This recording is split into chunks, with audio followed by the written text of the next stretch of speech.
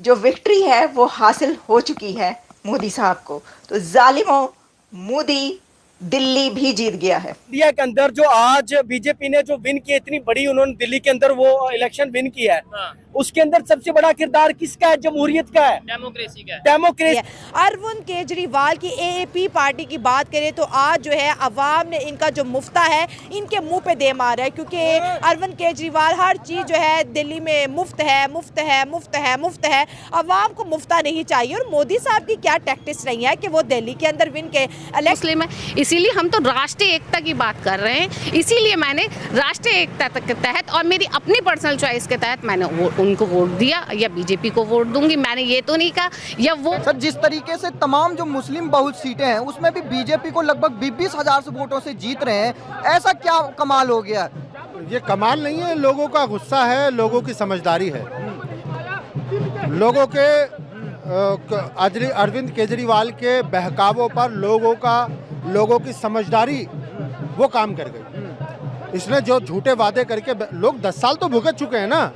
दिल्ली आज जो है दिल्ली आज़ाद हुई है। बहुत सारे मुसलमानों ने वोट किया है तो अच्छी बातें वोट कर रहे हैं, और ये बदलाव की ओर इशारा करता है कि किस तरह से मुसलमान धीरे धीरे करके भारतीय जनता पार्टी की तरफ आ रहे हैं। जो मुसलमानों को डराया जाता था कि बीजेपी या मोदी आएंगे तो सबको उठाकर फेंक देंगे, आपके अधिकार छिन जाएंगे, तो ये दिखाता है कि किस तरह से प्रधानमंत्री मोदी ने अपने कर्मों से भरोसा जीता है हर वर्ग का, और ये बहुत बड़ी जीत की ओर इशारा करता है। जय हिंद दोस्तों 27 साल के लंबे समय अंतराल के बाद भारतीय जनता पार्टी की दिल्ली में एंट्री हो चुकी है, और अब दिल्ली के हिंदुओं से लेकर मुसलमान तक मोदी के गुणगान गा रहे हैं। अप्रिशिएट बनता है। आप सबसे पहली बात ये देखें, जब हम पीका एक्ट को बात कर रहे हैं ना, जिस तरह सोशल मीडिया के ऊपर भी वहाँ पे कवानीन बने हैं, ठीक है, लेकिन कोई भी जो कानून होता है ना, अगर वो जमहूरियत के साथ चलता रहे, डेमोक्रेसी के साथ चलता रहे, उसका मिसयूज नहीं होगा। जबरदस्त पॉइंट है। अगर वहाँ पर जमहूरियत किसी भी मुल्क के अंदर खत्म हो जाएगी, कोई भी कानून हो उसका मिसयूज होता रहेगा। ठीक है।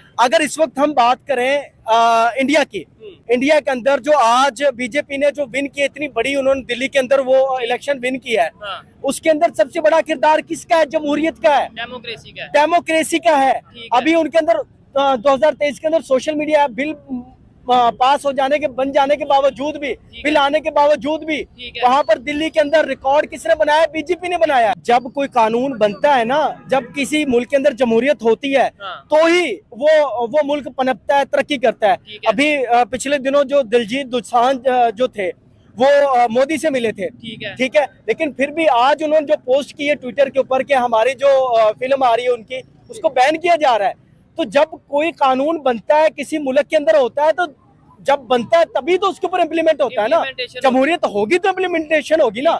हमारा मसला ये है कि हमारे मुल्क के अंदर जमहूरियतें पनपती नहीं है, हम उनको फरोग देते ही नहीं है। उसकी रीजन क्या है? अब दरअसल यह तो आप लोग जानते ही हो कि बीते दिन दिल्ली चुनाव के नतीजे सबके सामने निकल कर आए, और जिसमें यह पता चला कि भारतीय जनता पार्टी बड़े मार्जिन से आम आदमी पार्टी को हराकर दिल्ली में सत्ता में आ रही। भारतीय जनता पार्टी की जीत के बाद से ही दिल्ली में खुशियां मनाई जाना शुरू हो गयी, और हिंदुओं के साथ साथ मुसलमान भी बहुत ही ज्यादा खुश नजर आ रहे। दिल्ली के मुसलमान यह बोल रहे थे कि हमने ना तो कांग्रेस को अपनी वोट दी है, न ही आम आदमी पार्टी को अपनी वोट दी है, बल्कि हमने बढ़ चढ़कर भारतीय जनता पार्टी को अपनी वोट दी है। और इसी सब की वजह से आज भारतीय जनता पार्टी दिल्ली में सत्ता में आ चुकी। दिल्ली के मुसलमानों का कहना है कि कांग्रेस और आम आदमी पार्टी ने हमें धर्म के नाम पर और कई और अन्य चीजों के नाम पर बहुत ही ज्यादा बेवकूफ बनाए है, लेकिन अब हम इनकी फालतू बातों में नहीं आने वाले, और इसीलिए हमने ठान लिया था कि अब ना तो हम आम आदमी पार्टी को वोट देंगे, न ही कांग्रेस को वोट देंगे, हम अपनी वोट केवल और केवल भारतीय जनता पार्टी को ही देंगे। मुस्लिमों का कहना है कि बीते 10 साल में अरविंद केजरीवाल की करतूतों को देखकर हम बिल्कुल भी उनको सत्ता में नहीं लाना चाहते थे, तो वैसे ही दिल्ली में भी भारतीय जनता पार्टी की सरकार आए, दिल्ली में भी बहुत ही ज्यादा तेजी से विकास हो और दिल्ली के आम लोगों की सारी समस्याओं का निदान हो जाए। आगे मुस्लिम कहते हैं कि अगर हम अरविंद केजरीवाल को 10 बार और सत्ता में ले आते तो तब भी वह हमारे लिए कुछ नहीं करते और भारतीय जनता पार्टी के खिलाफ भड़का कर हमसे पैसा लूटते रहे। अंत में दिल्ली के मुसलमानों का कहना था कि हमें तो पहले ही ये पता चल चुका था कि अरविंद केजरीवाल बहुत ही ज्यादा बुरी तरीके से हारने वाले और भारतीय जनता पार्टी सत्ता में आने वाली है, क्योंकि अरविंद केजरीवाल का नाम पूरी तरह से खराब हो चुका है और भारतीय जनता पार्टी के नेताओं का काम पूरी दुनिया देख रही